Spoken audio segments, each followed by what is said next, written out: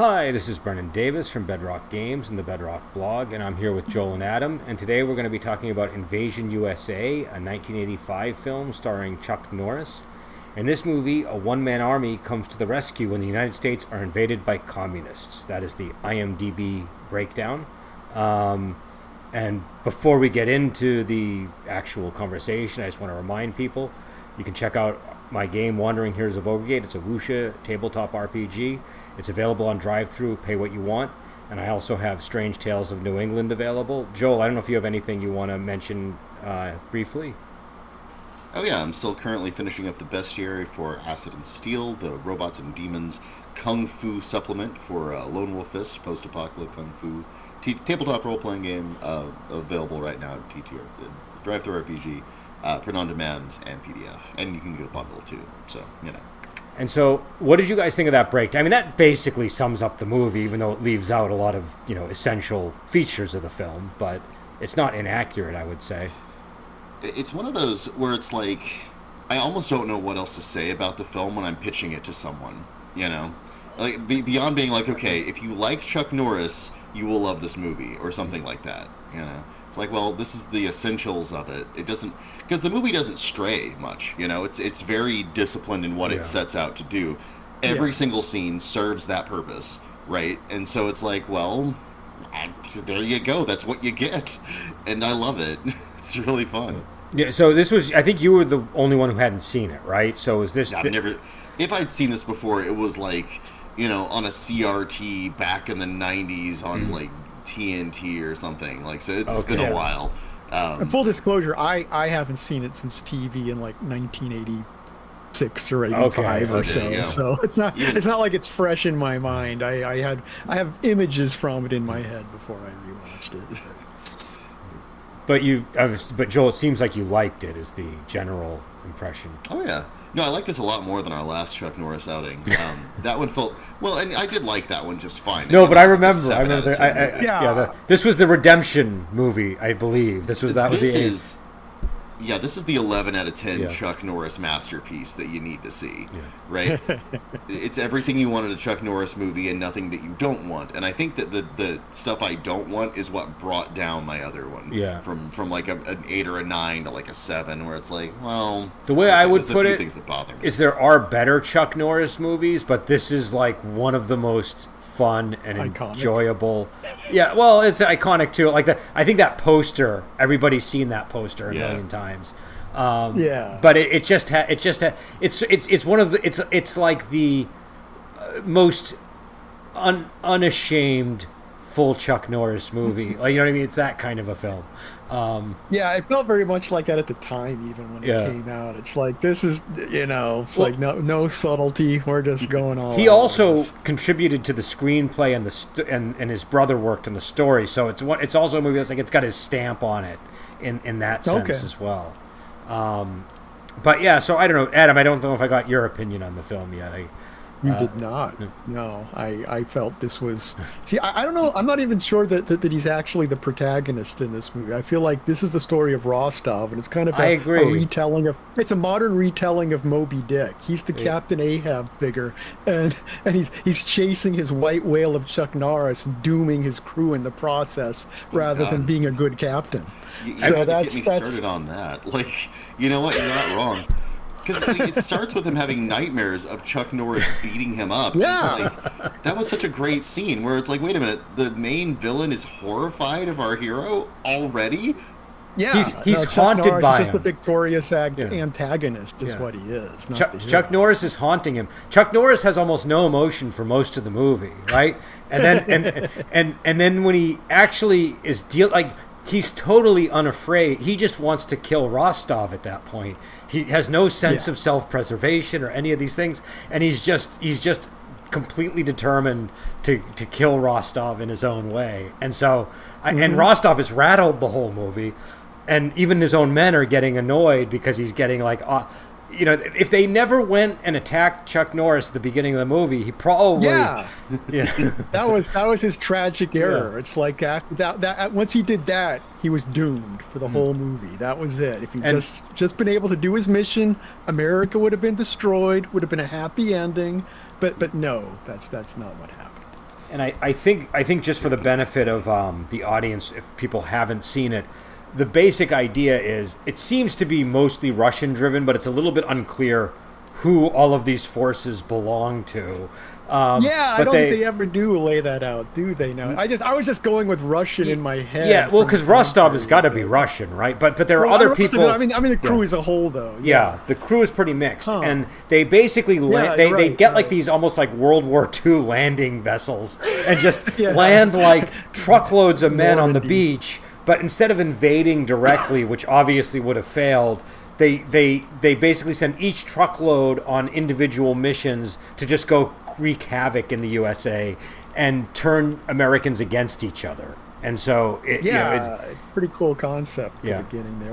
When they're all running out to the trucks, that was just like a great little scene there. I'd kind of forgotten about that. I'm like, oh, that's pretty cool. I think what I was struck by watching it this time is how violent this movie is. Like it like, really is. Yeah.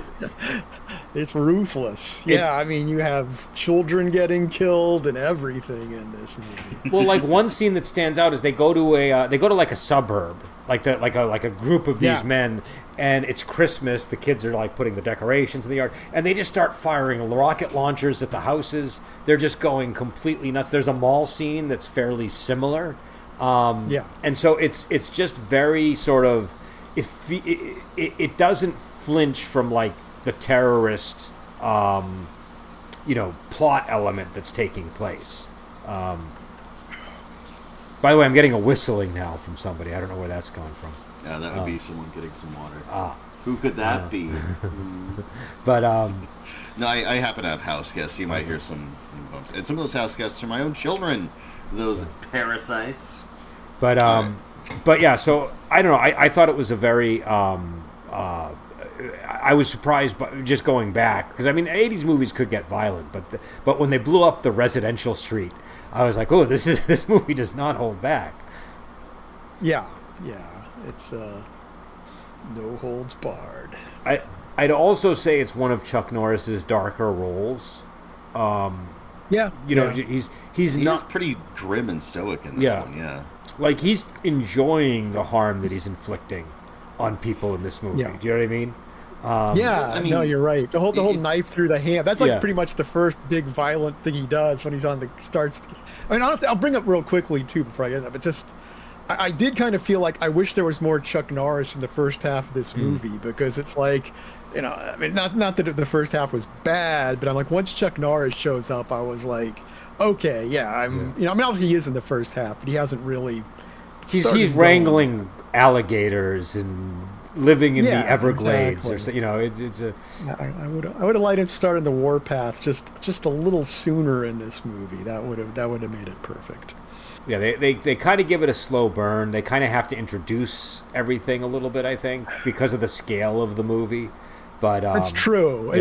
That's true. It does need the time to build up to its. I really was impressed with the scale of this movie. I didn't quite remember, but it's like for being a canon film. That's the thing. This is really big budget. Yeah, and they bring like legitimate tanks into this. Yeah, like, not like one or two, but like a lot. And to fill up a street, they have a full-out war in the end scene. It's unbelievable how many people they have. Yeah. With like props and guns and special effects and people flipping around, explosions. It's fantastic.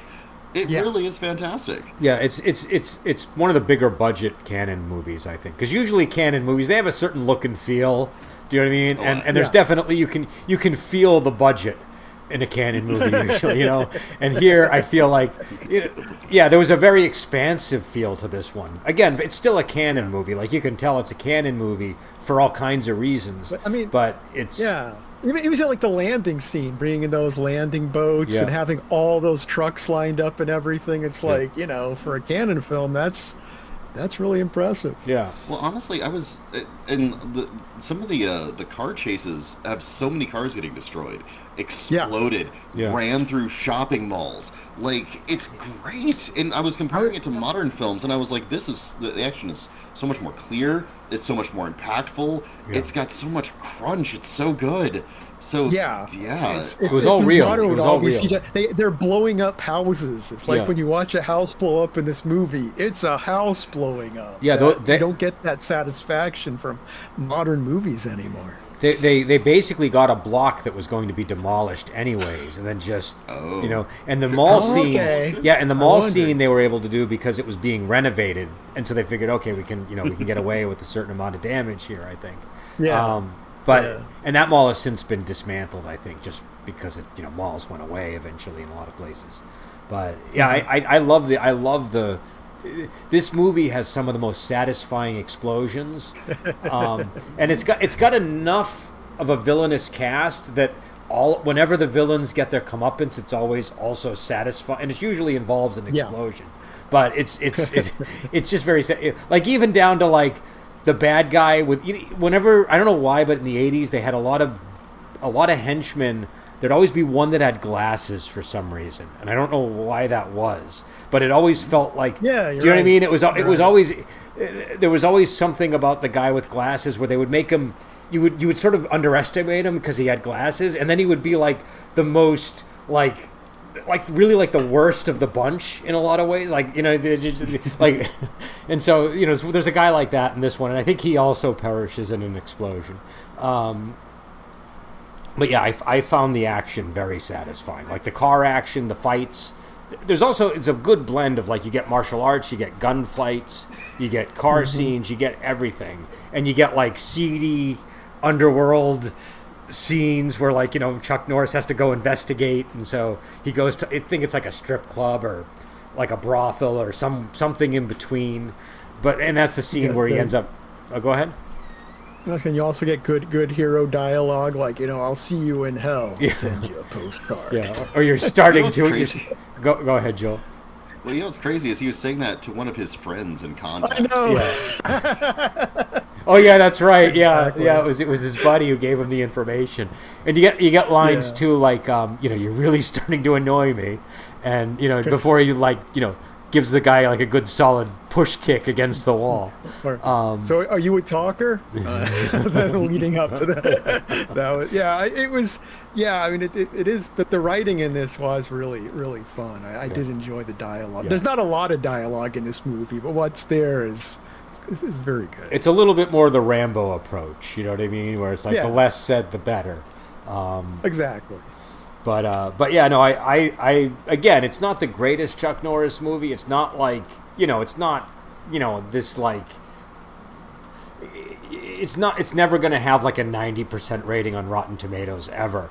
But it's a lot of fun. I really enjoy this film. I don't know, like, I'm not sure what to make of Rotten Tomatoes when it comes to films like this, because it's like, this movie is a 10 out of 10 if you rate it on the Chuck Norris scale, right? Like, if you came for Chuck Norris, this movie gives you everything you want. It's fantastic. Here's how I'll put it. What are they comparing it against? Well, and I'm saying audience or critic score on Rotten Tomatoes, it's kind of like when we do wuxia movies. I'll give a wuxia movie a 10 as a wuxia movie that most people who don't watch wuxia or don't watch it a lot might give it a 5 or a 6 or even a 4. Because we're coming, and this is. Oh, go ahead. I mean, the issue with Rotten Tomatoes too, I have to say, is that, that percentage you're looking at. Like, if you have a 50% movie, it could have been a divisive one where half the critics gave it 100%. They loved it. Like, half the critics absolutely raved about it. And then the other half found it like, just absolutely despised it. And then you get a 50%, and it's like that doesn't. It doesn't capture this, like, really, the division. Right, exactly. Really controversial, interesting movies can just get killed on Rotten Tomatoes. It's an aggregation of what is effectively a binary thumbs up or thumbs down. And it's like, that doesn't communicate anything meaningful. No. You gotta talk about it like this. No, and actually, speaking of thumbs up and thumbs down, that's where one of the, like, in this movie, I know for a fact Siskel and Ebert gave it a thumbs down. They were not pleased with this movie. I'm sure. But with Silent Rage, I think they also might have given Silent Rage a thumbs down. But if you listen to their review of it, they're like, they have a lot of praise for the movie, and it's just that they didn't feel it all came together. So a review like that gets lost in the mix because it's like, oh, well, it was thumbs down. And again, I'm not 100% sure it was thumbs down, but. And just to get my one more complaint about Rotten Tomatoes, half the time you actually read the review, and they have given it a thumbs up or thumbs down, or fresh or rotten. But half the time I'll read the review, and it's a very mixed, thoughtful review, and it's like, I could have interpreted this either way, and you gave it a thumbs down. I mean, this review interested me. It made me want to watch the movie. Well, it was. I think. Well, Rotten Tomatoes. How does that work? Is it just a green or a red, right? Like that's basically how they have it. It's binary. I think if they did it as a number scale, you'd have a better. Though I guess the problem is being sevens then. Yeah. Yeah, again, there's that too. Yeah. If it's a 1 to 10 scale, it's always a 7. Yeah. Right. If it's a thumbs up or thumbs down, it's like it's nothing. So it's like those just don't work. You have to talk about it with words. Yeah. It is. Yeah. You sometimes. Yeah. It's kind of hard to just sort of pin things down. By the way, I'm getting typing sounds right now. Typing. Oh, maybe it's just my ear. I don't know. My ears are all. It might have been a chair sound actually. It okay. It sounded almost that's like it was some kind of. But I think you're onto something in terms of like these are like Chuck Norris movies are their own thing, and so you kind of number one you're rating them as a Chuck Norris movie, but you're also rating them as an '80s action movie, which is also its own thing, and as an action movie in general. And so like as an action movie in general, I probably wouldn't give it like a 10 out of 10. But I might give it like a 7. You know what I mean? Something respectable. Mm-hmm. As an '80s action movie, I'd give it like an 8 or a 9, just because it's like it brings everything to the table that I want from an '80s action movie. And as a Chuck Norris movie, I'd happily give it a 10. It's one of it's one of about like 5 Chuck Norris movies that you would just happily watch at the drop of a hat. You know what I mean? So 100%. I am eager to watch this again. Yeah. I'm eager to share it with people. I'm eager to kind of make fun of it while it's playing. Like this is a fun movie that is always. I'd always be up for this. There's never a time when I'd be like, hell no, I don't want to watch Invasion USA, ever. I mean, it could be at my grandmother's funeral and be like, well, she likes Chuck Norris. It's fine. Nana would have wanted it this way. She would have wanted it this way. What did you guys think of the Alligator Alley thing? I thought that was kind of a fun introduction to for the character, because I mean I felt it was like very flavorful there, I thought. And it makes him tough right away because he's like living in the Everglades, So I kept thinking about Adam's Australianness coming to the fore. Like, that's not how you handle a croc. Well, yeah, crocodiles. They're a lot more frightening than alligators. I was startled 2 times watching that scene. And I'd seen the movie just like 2 weeks ago, and I'd seen it before, and so when that crocodile snaps at the end, that actually gave me a jump scare when it did that quick snap. Yeah. But that's the thing too. They're actually playing with a real alligator there, so it's like once again it does establish not just the character, but Chuck Norris is he's messing around with an alligator. And another interesting thing about this movie is, I guess Whoopi Goldberg was Chuck Norris's choice for the reporter character, and that amazing. Yeah, and that caused a rift between. Better. Yeah, I think it would have been better. I was thinking about it because she was the weakest part of the movie. I have to say, she is. I don't know. That was not good. Yeah, one of Roger Ebert's big complaints was that character, and in particular, it was that. She had just one setting, and it was just always angry at Chuck Norris, whether he was helping her or not. And so I didn't understand. That's the thing. I didn't understand. That was a bad performance. Now, like, I don't understand this character at all. Yeah. I have no clue what's in her head. But I was thinking about it. But if Whoopi Goldberg was playing that character, it might have worked because she can play a character like that better, I think, than that lady. Well, she can act. That's the thing. It's like, exactly. She would have been able to find a take on it that worked. Because I think a good. You're totally right. She would have been able to do that. Yeah, because I've seen her in similar type of roles where it's like she's bringing in enough comedy or something that it's working. And here it was just like, this lady is just annoying the hell out of me. He just rescued her from certain death, and she's mad at him, and I don't understand what's going on. But she would have been effective as comic relief, basically, for that role, definitely. And also, just like, I don't know, some of her dialogue was just very corny. With like when she calls the FBI guys a couple of bozos, it was just a little too. It was like a low rent. What was the reporter's name in Teenage Mutant Ninja Turtles? April O'Neil. April O'Neil. It was like a low rent April O'Neil. Wow, that's the. Same time period, actually. Yeah, I mean, I think April O'Neil might have come. No, she was what? It's Ninja Turtles was what, 86. The comics were out. The comics, 86 was the cartoon, but I'm saying I was already reading the comics at the point this movie was out. Okay. Oh man, those comics are so good too. They are. I know. I don't want to make this into comics a and the RPG. RPG. Turtle. Yeah, well, the RPG was based on the comics and it is amazing. And it was Kevin Siembieda did the RPG, didn't he? Yeah. Well, Eric Woodchick and Siembieda together. Eric Woodchick. Oh, it was a good RPG. That was one we actually played quite a bit back. Me too. My experience with Woodchick is the Chronicles of Amber, which is one of my all-time favorite games. Oh, okay. So yeah. The TMNT role-playing books, even just for the ideas in them. I won't talk about RPGs too long, but like Transdimensional TMNT is a fantastic time travel RPG. But I will shut up about gaming. And it was just well produced. That book was well produced too. Do you know what I mean? Like it was very slick looking, and I just remember great art. I had a friend who just was very into that. So the campaigns would often not be long. We would usually make a character and then do like one or two adventures, but we played it a lot. I had like 60 characters I made over time, so you always want to swap them out. Making characters was so fun systems, for that game. Making characters is fun, so yeah. Yes, Heroes Unlimited as well. No. Yeah, so I know we were going to talk about the Cold War vibe, too, because that was obviously something going on in this movie. It makes, like Joel was saying, it might not make a lot of sense to somebody who wasn't around at the height of the Cold War where you were having a lot of this kind of media.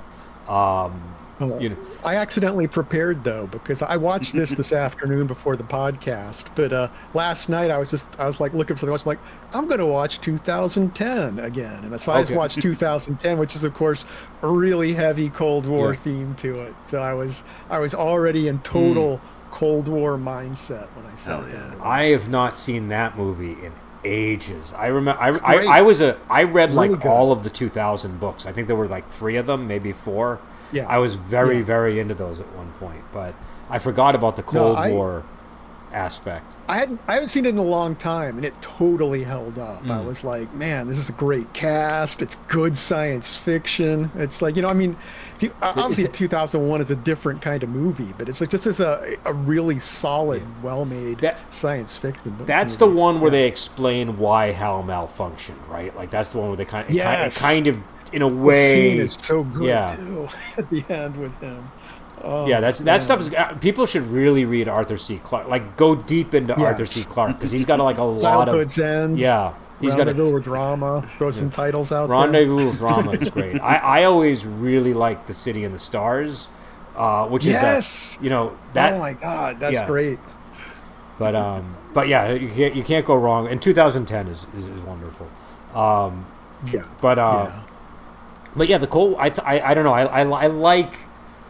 I think part of it is there was like a lot of anxiety in the air around the Cold War stuff, but it had also been going on by the 80s. It had been going on for so long that I think it went from being this really overpowering thing that maybe my parents' generation felt to more being fodder for you have like Rocky IV, you have Red Dawn, you have tons of movies. Was The Hunt for Red October an 80s movie, or was that?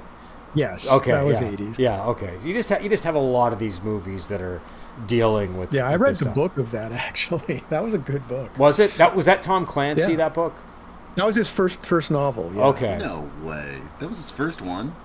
Yeah. It was excellent. I had the I was really into submarine simulations at the time. So as are we all on occasion.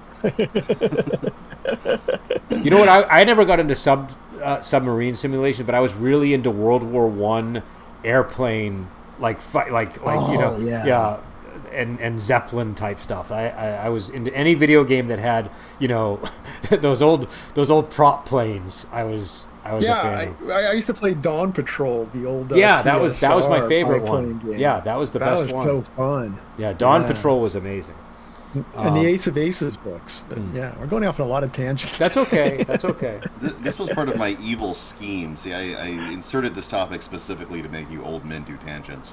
It's beyond my wildest dreams. So bringing it back to the movie, then, what did people think of Rostov as a villain? I know we talked about some of the elements to him, but like, how did he land for you guys in terms of the performance and just in terms of a character? I really liked him, just like Adam's about to say. That's exactly the words I was going to use, even. So I'm like, I'll just shut up now. No, what I liked was the fact that he was a fear-driven villain. Was fantastic. That just gave, I thought the actor did a good job with it, and it made it very different than like the scheming mastermind type who was, I don't know. I mean, it shouldn't have been bad, but this just felt really fresh and interesting. Yeah, he's like traumatized by his experience with Chuck Norris, and it just is affecting his ability to perform this mission. And again, it's played by Richard Lynch, who he's one of these people that played he just played a lot of villains in movies and TV. So he just but I think it was really well done. I thought he was perfectly cast for there's like a few other people you can kind of imagine in that role, but they probably would have been too big for the budget. Do you know what I mean? So he's just right. I could maybe picture someone like a Terrence Stamp type playing this type character. But yeah, I love the character. I thought that I agree with you, Adam. That he's so terrified of Chuck Norris, it just allows Chuck Norris to be. He's a hero, but he's almost like the Terminator in the movie. Yeah. He's just, that's a great point. Yeah, it's a very. I mean, he's definitely on the right side, but you sort of wonder if he's doing it for the right reasons. Do you know what I mean? Yeah, exactly.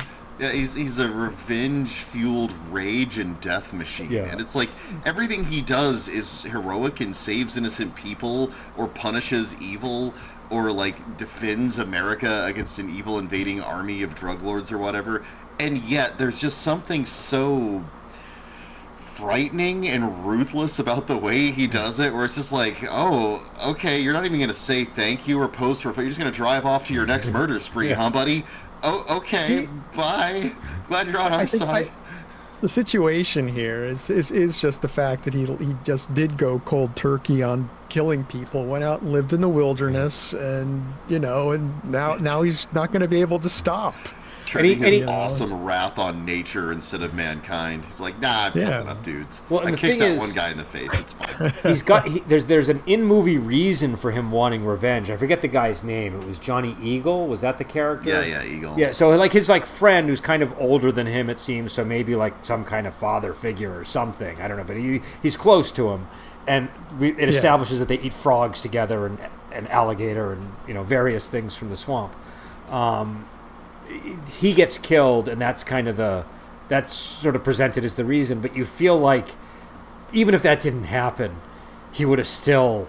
It was just a matter of time before his communist killing itch came back. Yeah. Well, his Rostov. I think it's just against Rostov. I think it's like bigger or smaller than the ideological struggle. That's what's wonderful about this movie.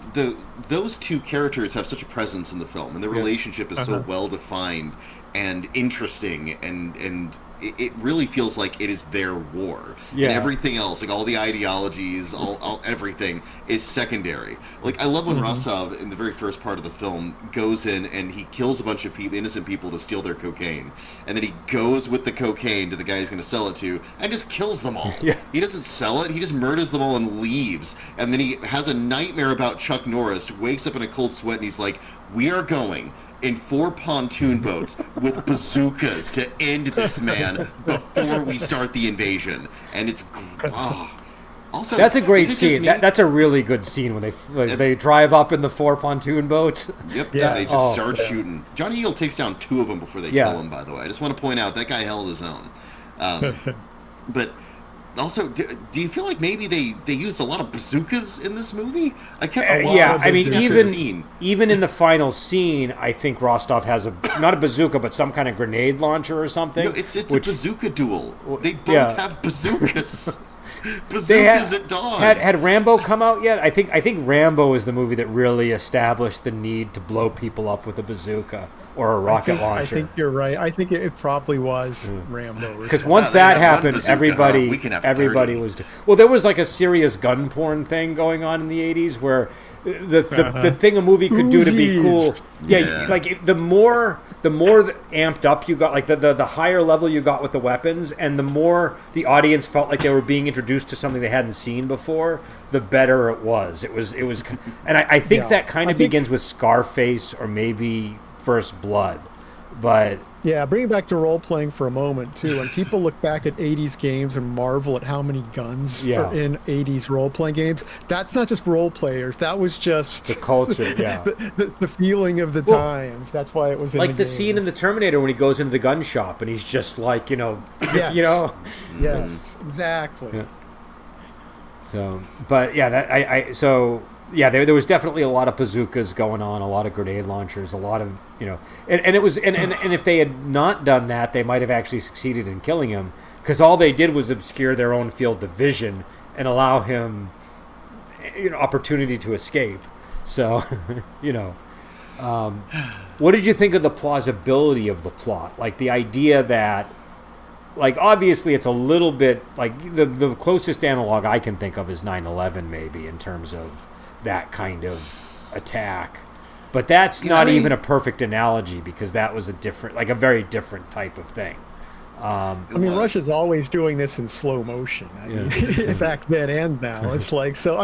Not like this massive apocalyptic scale, but countries do interfere in U.S. things to create trouble. It's that's what makes it. This is the worst case scenario of it, but I think the fact that on a much smaller scale, this is a real thing. Kind of, even though this is a very over the top movie, kind of gives it a little bit of an edge. Well, and what was clever about it was that in a lot of the instances they had them dress up as like police officers and stuff, so that when the real police came, then they would attack the police, and they use them as they use social unrest as a force multiplier. That was great. And it's crazy that they use social unrest as a force multiplier. And then you turn on the news and you're like, yeah. Well, and I think at the time it was considered pretty implausible, and it is still pretty. Obviously they would probably need to have a much more massive scale of this to make it actually work. It's like I say, it's an extreme version, but like on a smaller scale, this kind of thing happens on a social level a lot. So, but I thought it was interesting because it wasn't your typical it's like a full-on invasion or something. It was much more strategic and surgical in terms of what they were trying to achieve. I did look at that Roger Ebert, Siskel and Ebert review, and Siskel did raise a valid criticism of it, which I think was they just do that and then there's no follow-up to like you would expect that, like, if this was Russia, that they would have done this, and then there would have been some kind of follow-up attack, during the unrest. But that aside, go ahead. What were you going to say? Wait, actually, I don't know if I agree with that criticism. Okay. You saying that the Russians would have done a follow-up attack? What he said was, I think his exact words were, it wouldn't have just ended with this one thing. There would have been something else that they would have had, because they have to capitalize on whatever it is that they've created with this attack. Here's the thing. If this had been successful, the result, all you have to do is just destabilize America enough that it ceases to be a world power. That's if this operation been successful, that was kind of their goal. It's just let's make America a chaotic mess that's no longer a threat to us. And it's not like, I don't feel like the Soviet Union would want to occupy if they could destroy the U.S. They wouldn't. I don't know. I don't see them necessarily being like, we've got to take that territory or anything. It's just, let's neutralize them as a threat. And I will say again, the movie is only like an hour and 40 minutes long, so they don't have enough time to painstakingly show how, because by the hour point or the hour and 20 minutes point, everything has kind of collapsed. Like it's unclear if we even have a functional military by the end of the. So, but I feel like they do give you enough of the logic again, it's a movie, so you have to kind of accept the logic of it. It's not like, I'm not saying it's super realistic, but they give you enough of the logical connections that you can kind of figure out how all this would have happened in your own head canon as you're watching it. Yeah, I mean that's an advantage of kind of having it on the personal scale between two people. Is you don't have to have things like, what's the president doing? Yeah. What's the cabinet saying? You don't have to have all these scenes where you have to, which would force them to be able to have to explain more and make up more and everything. And I think that would have hurt it. Abstractly happening. It would have been less believable because then you would have had the stuff in front of you, and then you would have been like, I don't think that's what the president would have done.